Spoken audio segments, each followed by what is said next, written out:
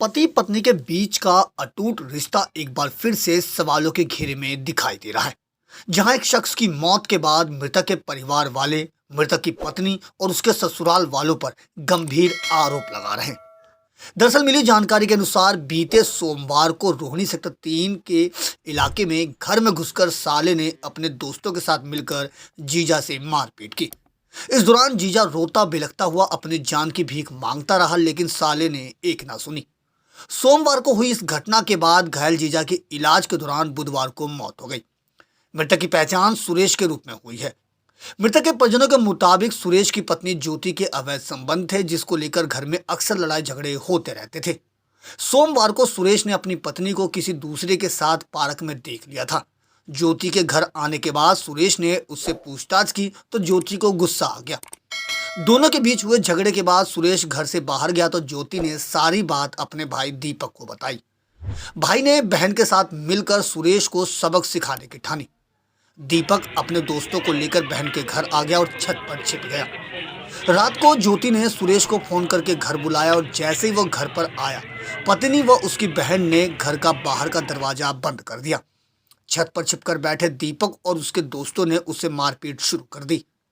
किसी तरह वह बचकर बाहर निकला और पड़ोसियों के फोन से पुलिस को सूचना दी। पुलिस सुरेश को अंबेडकर अस्पताल लेकर गई, जहां से उसे सफदरजंग अस्पताल रेफर कर दिया गया।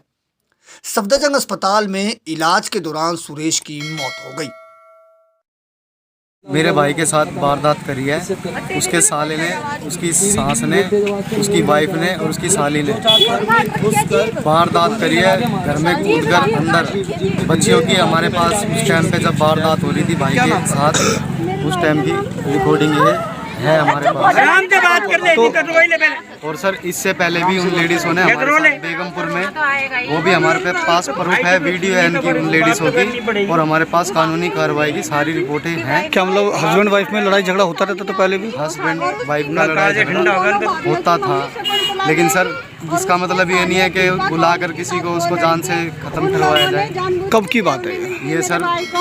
परसों की बात है सर। ये 7, साढ़े 7, 8, 9 बजे की करीब की बात है सर। ये वारदात जब उसके साथ हुई है तो मेरे भाई को मेरी भाभीयों ने, उसकी मम्मी ने, ज्योति आरती ने मिलके मेरे भाई को पिटवाया अपने भाइयों से, दीपक और 2 लड़के और बताए। मेरी भतीजी ने मेरे से कॉल पे बात की है, बुआ मेरे भाई पापा को मार रहे हैं, पापा को मार रहे हैं।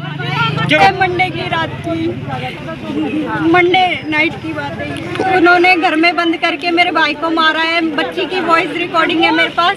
वो बोल रही थी मम्मी बाहर है और मामा 2 अंदर है मेरे, और 2 लड़के और है, पापा को मार रहे हैं, पापा को मार रहे हैं, और मम्मी बाहर चली गई है घर से। तो हमेशा ही झगड़ा रहता था, जबकि उसके पास कोई सास ना रहता था, ना कोई ससुर, ना कोई ननद, ना कोई देवर। दोनों पति पत्नी अकेले रहते थे, और आरती उनके घर में झगड़े लगवाती थी, जो कि अपना घर पहले ही बिगाड़ चुकी थी। कितने साल हो गए थे शादी को? शादी को मेरी बड़ी भतीजी 13-14 साल की है, 17 साल, शायद 16-17 साल हो गए मेरे भाई की शादी। तो 10, साढ़े 10 बजे अभी वो हमारे घर पे आया। उसने एक चद्दर ओढ़ रखी थी, तो मुंह भी उसने, एक तो ठंड का मामला है तो पता नहीं लगता किसी के चोट लगे नहीं। वो 10:30 बजे आया, कह रहा फूफा मेरे ससुराल वालों ने मुझे पीटा और 100 नंबर पर कॉल कर दो आप। मैंने उठाया फ़ोन और 100 नंबर पर कॉल कर दिया जी। पुलिस आ गई यहाँ पे। तो ऐसे धर्मेंद्र जी आए, उसको मेडिकल में लेके गए, वहाँ पे एडमिट नहीं हुआ, फिर पता नहीं आगे क्या हुआ था। पुलिस ने पोस्टमार्टम के बाद शव परिजन को सौंप दिया है। परिजन अब इस मामले में ससुराल पक्ष पर गंभीर आरोप लगा रहे हैं और अपने लिए न्याय की गुहार भी लगा रहे हैं। हालांकि रोहिणी जिले के डीसीपी डॉक्टर गुरिकबाल सिंह सिद्धू से मिली जानकारी के अनुसार पुलिस ने इस मामले में मृतक के साले दीपक को गिरफ्तार कर लिया है। साथ ही संबंधित धाराओं में मामला दर्ज कर पुलिस आगे की कार्रवाई में जुट गई है। लेकिन इस प्रकरण ने एक बार फिर से पति पत्नी के बीच के बंधन और अटूट रिश्ते की बागडोर पर कई सवाल भी खड़े कर दिए हैं। दिल्ली से अपने सहयोगी फिरोज हसन के साथ अजीत कुमार की रिपोर्ट, हम वतन टीवी।